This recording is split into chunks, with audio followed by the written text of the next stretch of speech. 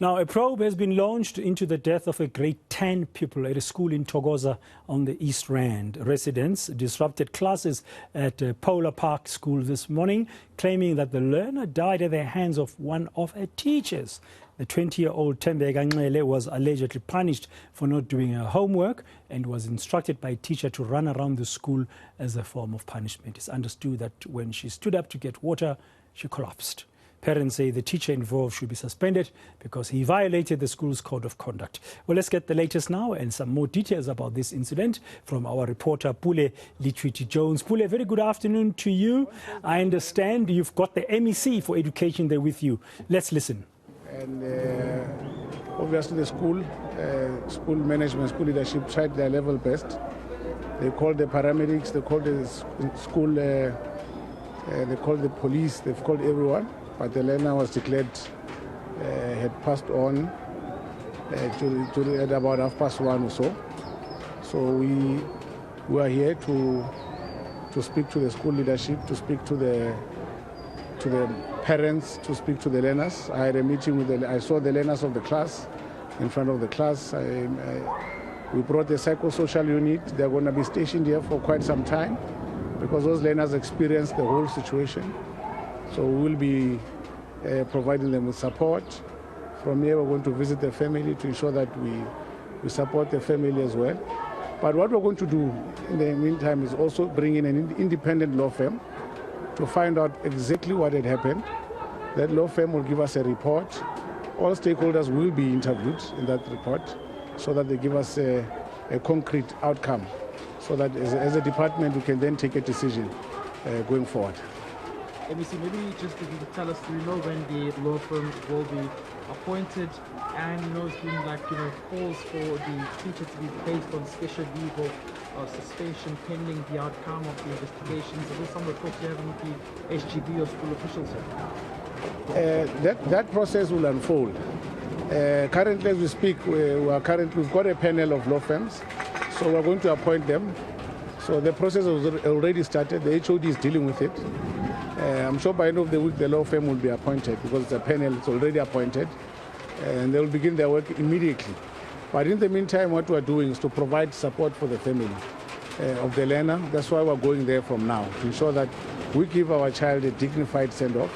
As for the teacher suspension and disciplinary process, that process also will unfold if it gets to that point. But for now, we'll allow the independent law firm to guide us as to how to go forward. So will you be helping the family with the burial process because they were saying they don't have money whatsoever, cannot afford to bury their loved ones as well? Yeah, that's why we are calling for sympathetic community members to come forward and assist us to ensure that we give our learner a dignified send-off. But we will be close to the process. That's what's going to happen. We're not going to go there today and go back. We're going to station a team there to assist the family from today until the day of the burial. And we're also going to support them psychologically. We've got our counselor, our psychiatrists will be there to assist, also talk to the family to ensure that the family also gets the necessary support. Maybe just the last one from me. 3 incidents like this occurred last week where we saw children, of course, dying at different schools separately. Is this a growing concern for you in the province? Do you think that the safety of learners should be prioritized at all costs? Yeah, it is a concern. I mean, one life too many. When our kids, when they go to school, they're going to learn. We don't want to lose them. I must say, I'm also in pain.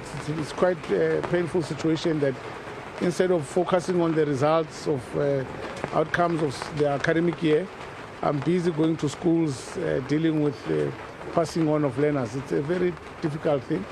That's why, but however, I need to be there. We support the family and make them understand that it's also our child.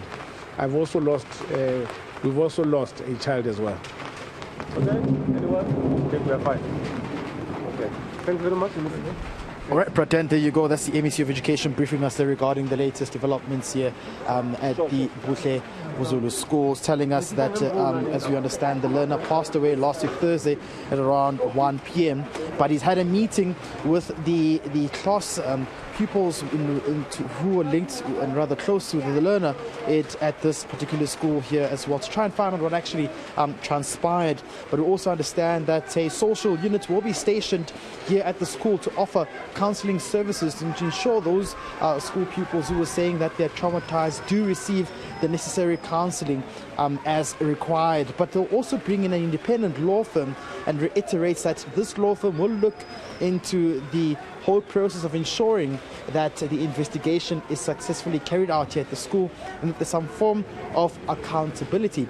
There's no timelines yet as to when this process will unfold, but they're looking close to the situation here.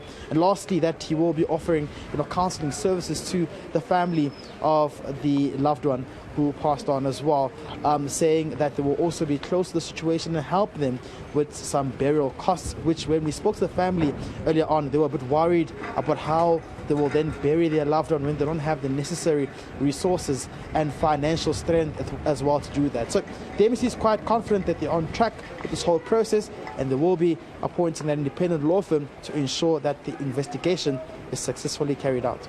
Yeah, that's the official view, but I understand, Pule, earlier today you spoke to the mother of the grade 10 learner. What did she tell you? Yeah, the mother was quite devastated. It was quite a sad, tragic incident that took place. Detailing the story, she said that morning she had a bit of a conversation with her daughter, just to say she should, have a good session at school. And little did she know that the daughter will not be making her way back at home. And this must be quite something that no parent would wish for, especially when you're hoping for your child to actually, go through the school process and ensure that they can complete their studies as well. But let's just take a listen to what she had to say earlier on when she spoke to us.